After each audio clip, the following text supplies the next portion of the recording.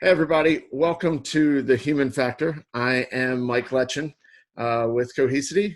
And one of the things for those of you who haven't been able to join us in the past is as Cohesity, we decided that we wanted to have a series that was really some interviews with whether they're customers or colleagues or friends that we've known for years, other people that may be involved in technology, may not at all, but have an impact on things happening today and be a little more, well, human about it.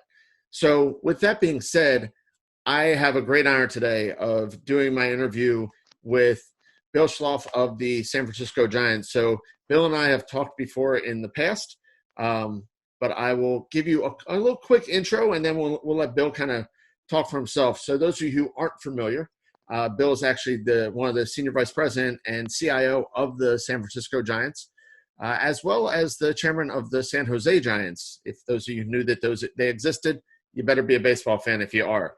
So he's been actually with the Giants since '99 and has been able to do a lot of really innovative things within the IT space for Major League Baseball and with the Giants, as well as a few other things we're going to get into. And some of those I'll touch on later, so I'm not going to take it all for the intro. So first off, Bill, thank you for joining me. I really appreciate it. My pleasure. So I think the first thing I want to get into is, well, as you guys can tell, I'm in DC, so I'm wearing my Nats hat, but because being nice to Bill, I'll go ahead and take it off. In fairness, we've talked before. I actually grew up in Baltimore. I was an Orioles fan, and then living in DC I lived 3 blocks from the stadium. It's impossible not to become a Nats fan when you can walk to 30, 40 games a year. But I did actually grow up also as a Giants fan. My dad had some space, an office out in the Bay Area. So I was a Giants fan growing up as well. So it's nice to have that little bit of extra. There is one thing in your background, though, that I just can't get over, and it has nothing to do with that. As a University of Maryland graduate and proud Terp alumni, being a Duke guy really hurts.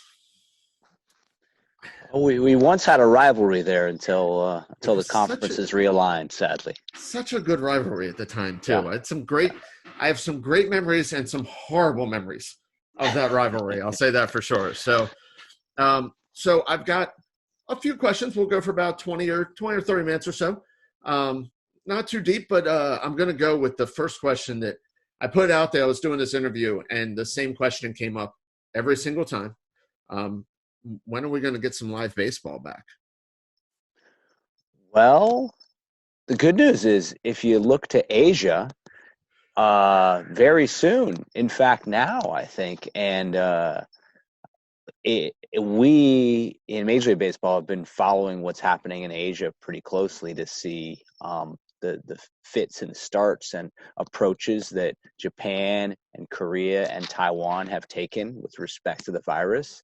And I've been reading that I believe ESPN is planning to sign a deal with, I think it's the KBO, Korean Baseball Organization, to telecast. I'm not sure if they're live or delayed games on ESPN, but I think you'll be able to watch Korean baseball very soon. As far as Major League Baseball, the verdict is out on that. But any real content where you don't know the outcome is definitely welcome these days. I mean, don't get me wrong. I've enjoyed watching the replays of last year's World Series. I'm not opposed to that. However, it would be nice to see some of the other ones. I know there's been tons of rumors around different ways Major League Baseball could reopen, restart, and we'll see how that happens. But to go on that note, though, kind of what with the pandemic and with all the stay-at-home orders, from an organization perspective, obviously we hear from the outside in.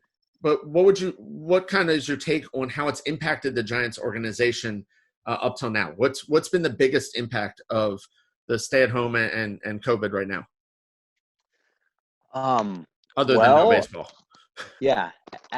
As a leader, I try to do my best to stay positive, at least publicly. My wife may not feel that way, but hopefully my staff does. And, there have definitely been some negative impacts, which are obvious. And some positive impacts as well. I think on our organization, clearly, the biggest impact is we have no content to share with our fans. We have no revenues. I'm taking this call from my backyard, not at the ballpark. none of us have been working at our ballpark for it feels like an eternity, but maybe 6 or 7 weeks. I posed a question to my staff on our all full departmental call yesterday. I said each week we start off with some sort of icebreaker kickoff question, and my question was, when was the last time you ate a meal at a restaurant, and who were you with? And to think of asking that question is just, it's bizarre. I mean, I was a guy who would eat out at least once a day, as I'm not a big fan of cooking. And so that's had to change. But on the positive side, I think it's really brought us together and kind of forced us to communicate. I don't know that it forces you, but it encourages folks to communicate in ways you never have before. And of course, we're using video conferencing and other collaboration tools at levels never seen before. And we're really in touch with each other. And I think we're in touch with each other on a personal level. We're in the office every day. You're not going to go up to somebody and say, "How are you doing? How are things? How are things at home? How's your family?" You don't ask about the family every day, or the Yeah. dogs, or the cats, or the kids, or any of that. Right. Some people might, but it's unusual, and I think that's changed. I think it's acceptable for that to be an opening comment, just as it might be acceptable if my 4-year-old walked through my background here and went and jumped on the trampoline some. It's kind of brought work and life together in a way that I think is great myself, because I've always been an advocate for not necessarily work-life balance, but work-life integration. And man, we are all integrated when you're all working from home and you got kids homeschooling around you and you got pets and everybody taking video conferences at the same time, fighting for bandwidth. And so anyway, from a positive perspective, I think it's brought us together as people within the organization. And I'm really proud of the level of communication that we've had with our CEO, really setting the tone for that.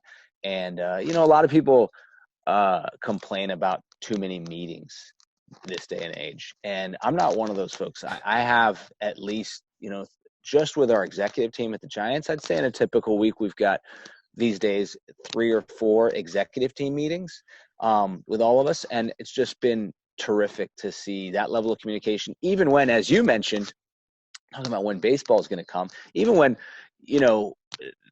the answer and the solution and how it's going to play out is changing every week, and it's up in the air. And there could be a tendency to say, you know what, once it's official, we'll let everybody know. Until then, these are all just rumors. No, instead, we talk through the rumors every week, and we're talking through the possibilities. And I think it's really healthy for us to debate that, and it's really brought us closer together. Do you think do you spend that much time with the exec team normally, or is it, No, no way. Say I doubted you did. I figure a lot of people, when you're in the office, I think most of the time, a lot of these meetings, you're scattered, you're running, it's very tactical when you have the office. It's here to here to here to here, not, hey, we should figure this all out as a group and make the right decision. Yeah, and our meetings are on time every time, which is highly unusual for us, which is awesome.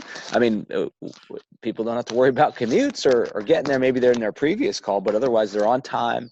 And I just really love the flow of communication. That starts from our CEO, and then our direct reports to him, model that on down to our staff. So I think a lot of Giants staff would say the same, that they're more in the loop on what's going on than we are when we're not in the midst of a crisis. I think that makes a big difference for people working. So I know on a personal level, you've been you're an avid athlete. You've done triathlons a bit on it.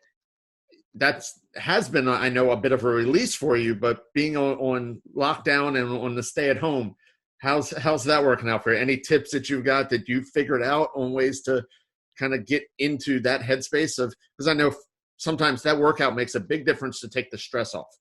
And right now, obviously running an organization, not knowing what's happening, you've got a stress level that's probably, I can imagine, pretty high. Yeah, and you're right. Getting your exercise in and making time for that is huge for me. It's my thing, and I have a little app that I use to track whether I achieve the things that are important to me every day. And there's 7 or 8 things I put on there. Getting 6 hours of sleep,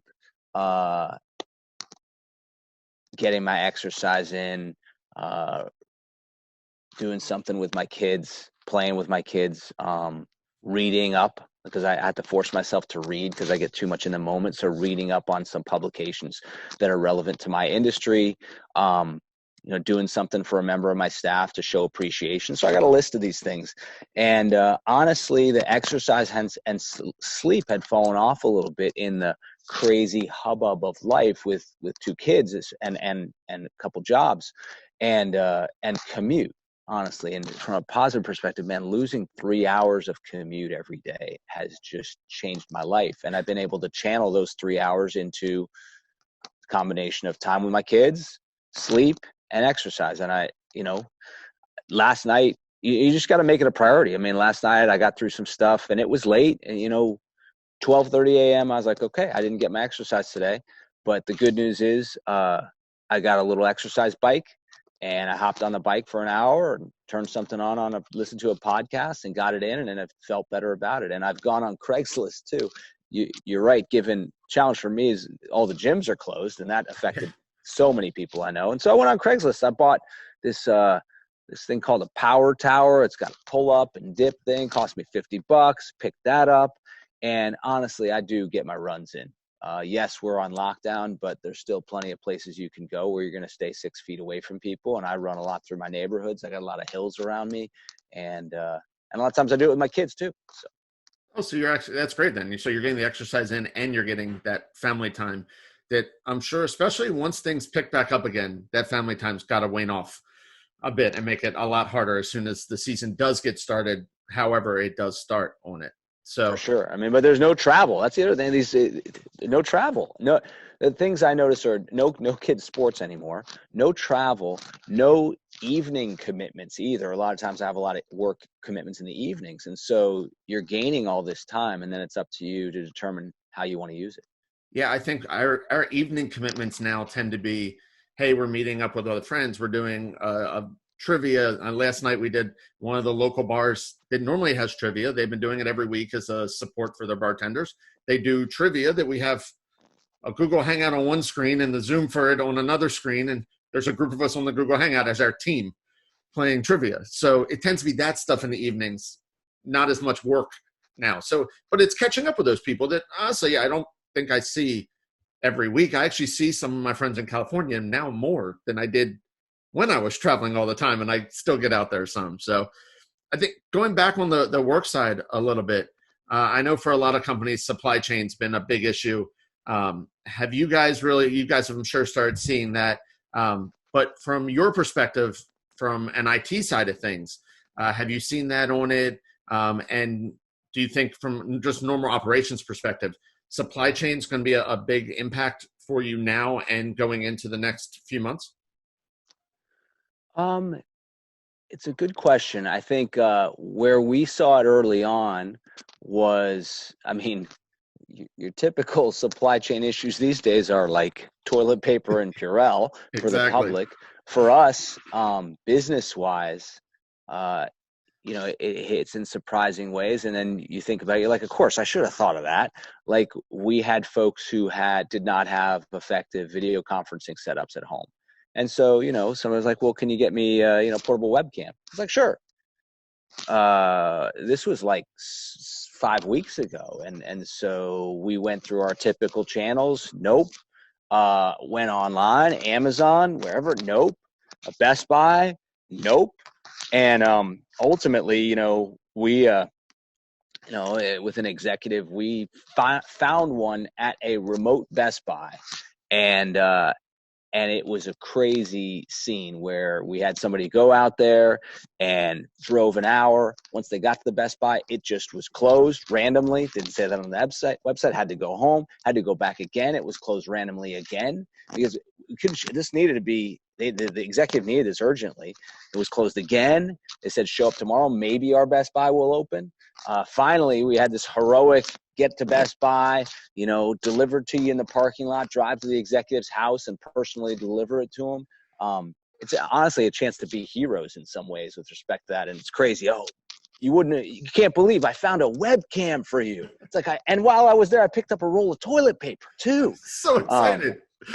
But, supply chains for us, honestly, right now, I mean, we're not doing a lot of purchasing.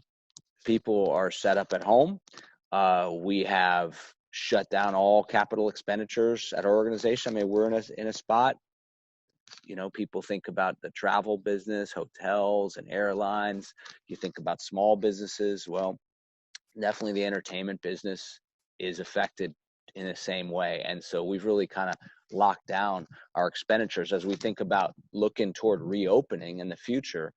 Supply chain for us, you've got technology supply chain, but you also have just kind of the needs for us to open. And again, it goes back to the toilet paper and Purell in our business, because if we're going to have fans in our ballpark, they're going to need to use those spaces, especially they need to feel safe with PPE and being in close contact with other fans. And then for the players themselves, they need to feel safe in order for us to restart. So I'd say, though, from a technology spending perspective, we're not as crunched to purchase hardware as we once were, just because we're not purchasing a whole lot of hardware right now. So the impact isn't there yet on that side on it. I think as a whole, outside of the tech side, and I know with your involvement with the San Jose team, what kind of impact is this having on the minor league system on your team? I mean, we hear plenty. You can turn on ESPN any day, and they'll talk to you about all the rumors about Major League. But the impact you're seeing on, you mentioned small business. A lot of these minor league teams sure feel like small businesses when you're walking into a single A club stadium on it. Are there things that you're seeing that the Giants as an organization all weigh down the farm system, or are each one individually and they're having to kind of mandate it? How's that impact on that side of your business world? Yeah. And like you say, the headlines are about Major League Baseball, but if you dig a little deeper, especially locally, you'll be able to read a lot more about what's going on in minor league baseball. And minor league baseball is, of all the professional sports, when you think of the timing of this, NBA and NHL late in their season heading toward the playoffs, it's tough. Major League Baseball in spring training, getting ready to start our season, honestly, really probably couldn't have been worse for us. And then you look at the NFL and you question, like, is somebody upstairs like a big football fan? Because they scheduled this to happen like a few weeks after the Super Bowl and hopefully be resolved as we approach. I wouldn't say that resolved is a strong word, but mitigated to some extent as NFL season approaches. So football gets even stronger. But for baseball, definitely challenging. And minor league baseball, like you say, these are small businesses who've pretty much all applied for paycheck protection and leveraging the CARES Act and trying to support their communities, which is what we do in minor league baseball. But at the same time, retain staff in a world where, not having any games or any revenue doesn't mean you dip into reserves. It means you're insolvent. And so I think we're going to see some significant changes across minor league baseball as we look toward 2021. It's going to be challenging for them to play in 2020. I wouldn't rule it out completely, but it's going to be challenging. And so that impacts those local communities and those teams. And so you're likely to see less minor league baseball teams next year. But the good news for us is that San Francisco Giants are majority owners of the San Jose Giants. So here in our community, while no revenues is definitely a challenge in San Jose, we're treating our San Jose Giants employees as if they're San Francisco Giants employees. So we have not laid off or furloughed any of our full-time staff at either side. And our philosophy and how we're making all our decisions right now, and what makes me so proud to be a Giant, is we're putting our people first. And when we talk about people, we're talking about, we start from the folks who are most impacted, our event staff, the guys and gals that you see at a typical game, the security guards, the ushers, the ticket takers. Those folks have been furloughed, but we've supplemented their unemployment and really focused on supporting them. We established a fund that's close to $2 million to support them. And then our minor league players, another group, you think about players, you're like, well, they're going to be okay. They've got their big paychecks. Well, not the minor league players. They really rely upon the income they're going to get from a season, and it's not that significant. They're staying with host families, take care of them, and then our staff, and really look out for our staff. So I've been really proud of that, and I love the fact that we're treating our San Jose Giants team the way we are treating our San Francisco Giants team. So we actually got a couple questions in from the listeners on this, and both goes right to that. Do the player contracts have to be paid despite the fact that they can't play and the team can't make any money off of them? Are you involved in how that plays out? Yeah. So there was an agreement reached between Major League Baseball and the Major League Baseball Players Association that they settled on. They made a trade-off in terms of basically eligibility for free agency after this year, which is very important for the players so that they can maximize their compensation in future years, in exchange for them taking a guaranteed 4% of their pay this year if we play no games. So if we play no games, I think the number's around 170 million total is 4% of all player compensation. I guess I could multiply that by 25 and figure out what the total compensation is, but it's a big number. So players, if we do not play games, which we hope is not going to be the outcome this year, and it's becoming more likely that we're going to play some games, they'll take 4% of their salary. And if we do play games at this point, they'll receive prorated pay for the games that we do play.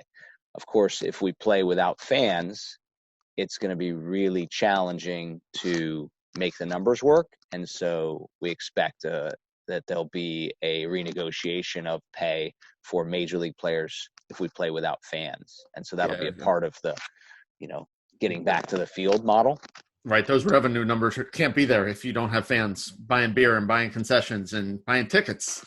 Right. And everything else. So the next one was, has the realignment of the minors had a big impact on your organization? And I'm assuming that's from your organization, both from an IT perspective as well as the Giants as a whole. Yeah.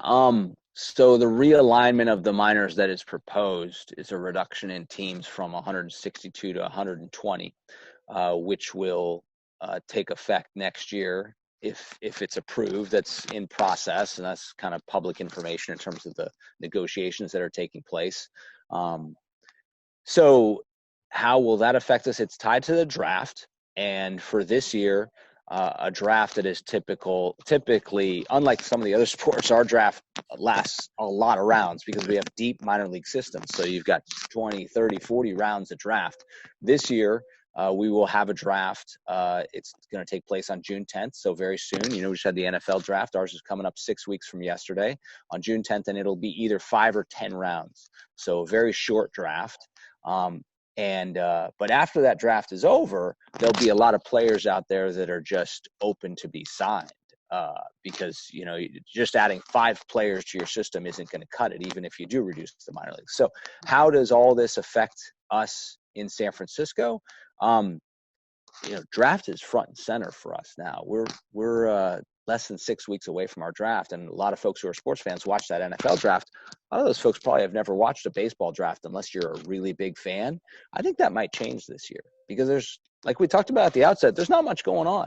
Exactly. The audiences for The Last Dance on ESPN and for the NFL draft are some of the biggest audiences of anything on TV in the last 6 weeks. And there are a lot of folks who watch that NFL draft, like my wife and my kids included, who really have never watched an NFL draft before. And they watch, because there's not much else on the screen. But once they watch, it's more like watching the Olympics a little bit.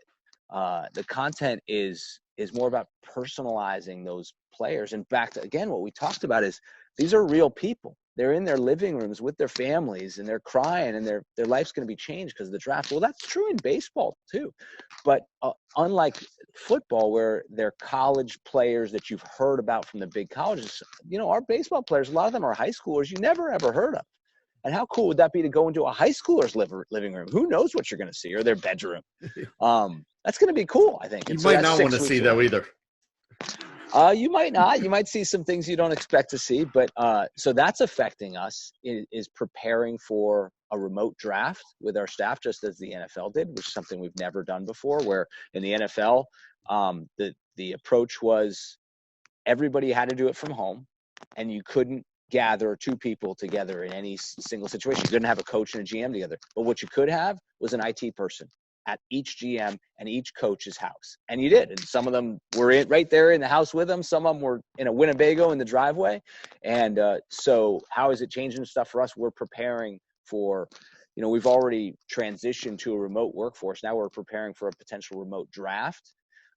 And on the minor league front, a world where our system is perhaps a little bit smaller and but supporting the operations down there. So for your team and your staff, I can imagine that could be a huge shift in the way that you need to deal with things. You're not used to being out and about nearly that much when used to having everyone in one spot on it. Right. But to go with that, I mean, that's something you've been used to the change. And I think this will probably be my last longer question as we approach the half-hour mark on it. But you've been looked at as an innovator in kind of sports tech for a while on it. I know that you implemented the Wi-Fi across all of AT&T Park, or as it was called, I think at the time, or is now. I never remember what is or isn't now, to put Wi-Fi across the whole stadium. And there's obviously, you've got some analytics and things.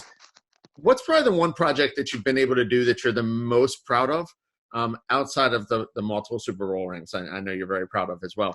Super Bowl rings, or easy World there, Series man. rings. Sorry, wrong sport. Does World your Series team have rings. a Super Bowl ring at the Nationals? I have one of those in the other room.